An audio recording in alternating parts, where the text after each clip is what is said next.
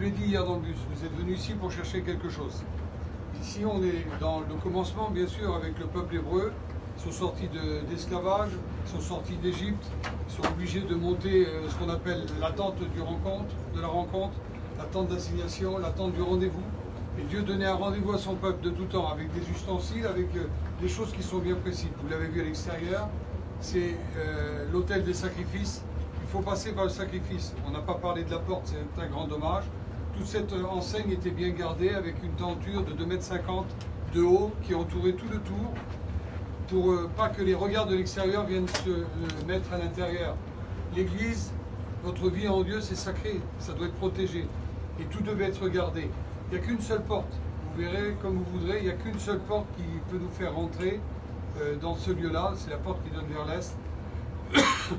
Elle est de 4 couleurs différentes, il y a du bleu, il y a du rouge, il y a du blanc, il y a du cramoisi qui nous rappelle l'humanité, la royauté, le ciel et aussi la pureté. Et la porte, nous est rappelé la Bible, c'est Jésus-Christ, notre Sauveur, il est la porte. Donc on retrouve ici, tout est dans la personne aussi de Jésus-Christ. Quand vous rentrez, il y a l'autel du sacrifice.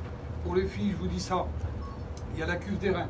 La cuve d'airain avait été faite avec les miroirs des femmes. Parce que les femmes, quand ils sont sortis d'Égypte, ont reçu des femmes égyptiennes, des plaques de cuivre poli. C'était la première fois qu'on reflétait leur personne, qu'ils reflétaient leur personne. Ils ne s'étaient jamais vus devant un miroir. Et là, pour la première fois, les femmes se retrouvent avec des miroirs. Et ils n'ont pas gardé longtemps, puisque lorsqu'on leur a demandé d'amener du cuivre pour construire la cuve, on leur a demandé d'apporter du cuivre, ils ont donné volontairement leur miroir, ce qu'ils auraient dû garder normalement. Une femme, normalement, elle garde ce qui... Mais après, elle a gardé une autre image, c'est que personne à part son mari ou personne à part quelqu'un qui connaisse bien pouvait lui dire « Est-ce que tu es belle ?» C'est important ça. Parce qu'elle ne pouvait pas plus remarquer comment qu'elles étaient belles. Donc c'était avoir confiance en l'autre, lui dire « Oui, bah, c'est pour ça qu'on est envoyé de par deux bien souvent pour que quelqu'un d'autre reflète aussi ce qu'on est. » Avoir une propre opinion de soi-même, c'est pas terrible, mais il faut avoir une opinion de soi-même par rapport à quelqu'un d'autre qui puisse nous donner une image. Alors, je ne sais pas où tu en es, mais Jésus-Christ c'est le miroir, la parole est le miroir qui reflète, et on a besoin de lire la Bible pour savoir ce qu'on est en fin de compte. On ne peut pas se porter un propre jugement soi-même de ce qu'on est. C'est faussé. Moi, quand je me regarde le matin devant la glace, je me trouve beau. Vous comprenez? Mais l'important, c'est pas de se retrouver beau soi, c'est de se trouver beau face à face avec la parole, face à face avec la grandeur de notre Sauveur. On retrouve la cuve d'airain devant où les prêtres se lavaient avant de pouvoir rentrer dans le lieu saint. Elle n'a pas de dimension. C'est le seul ustensile.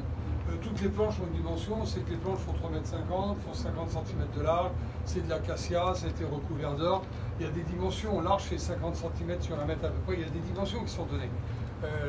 L'autel du sacrifice c'est 5 mètres sur 5 mètres, il y a des dimensions, la hauteur, tout est dimensionné, pas la cuve d'airain. La cuve d'airain, il n'y a pas de dimension, ça veut dire que quand on regardait vers le fond de la cuve, il y avait de l'eau à l'intérieur, elle nous reflétait le ciel, elle nous reflète la grâce. Il n'y a pas de dimension dans l'amour de Jésus-Christ, vous ne trouverez pas de dimension, ni la hauteur, ni la profondeur, ni la grandeur, ni toutes les puissances, ni les choses présentes, ni même les choses à venir.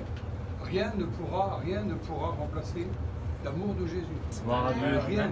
Il n'y a aucune dimension. N'essayez pas de donner une dimension à la grâce où le péché abonde, nous dit la Bible, la grâce surabonde. Ici, on retrouve tout dans la personne de Jésus-Christ. On n'a pas trop le temps. Regardez les planches, là, ils sont posées d'une façon. Il ne faut pas poser d'une façon comme nos chalets. C'était des planches d'acacia, c'était du bois, c'était recouvert d'or. Il fallait poncer le bois pour que le bois s'emboîte extrêmement bien les uns à côté des autres. On ne pouvait pas laisser un morceau de bois qui avait un morceau qui dépassait, puis dire on va creuser dans la planche d'à côté. Ça, c'est la vie chrétienne aussi. On ne va pas creuser dans mon caractère pour faire plaisir à ton mauvais caractère. C'est toi qui dois te mettre à la même dimension. Et tout ça était recouvert d'or, c'est la pureté, c'est le symbole d'une vie de sainteté. Il y en a qui voudraient, bah, moi j'ai un mauvais caractère, on est une famille comme ça, bah, faut poncer les autres. Non, pas question. C'est toi qui vas être poncé pour être à la dimension des autres. Tout ça pour être recouvert d'or. C'est pas ce qu'il y a à l'intérieur. Parce qu'on pourrait dire qu'on n'a pas besoin de bien poncer, puisque c'est caché, c'est recouvert par de l'or.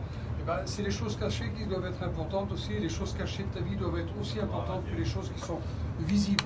Les planches ne sont pas posées de sens horizontal, mais de côté de sens vertical. Ça veut dire que dans la vie chrétienne, dans l'église, dans votre vie de jeune, dans cette semaine qu'on va passer, c'est pas les